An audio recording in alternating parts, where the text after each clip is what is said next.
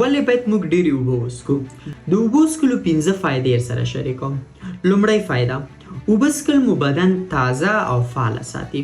یعنې کله چې تاسې اوبه وڅښئ، اوبه ستاسې بدن وچېدو ته نه پرېږدي او همدارنګه زیاتې اوبه څښل ستاسې بدن تازه او فعاله ساتي. دوهمه فایده دا ده چې اوبه ستاسې د پوستکی صاف او ښکلی کوي.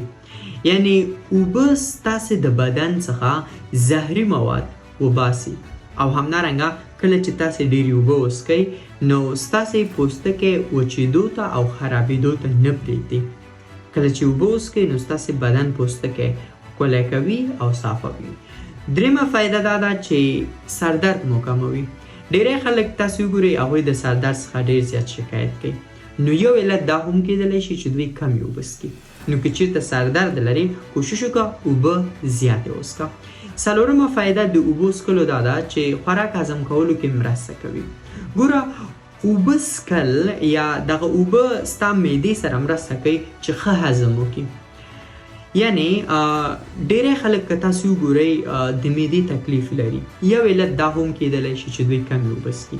نو که چېرته د معدې تکلیف لري کوشش وکړه اوبه وڅښه، ځکه په هاضمې کې ډېره زیاته مرسته کوي.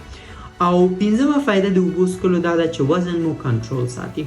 ګورئ هر کله چې تاسې د لږې احساس وکئ او تاسې اوبه وڅښئ نو ستاسې د لږې احساس کمیږي او ستاسې ډوډۍ ته بیا زړه نه کېږي یا دومره ډوډۍ تاسې نشئ خوړلی. نو همدغه علت ده چې ستاسې وزن ډېر نارمل ساتي.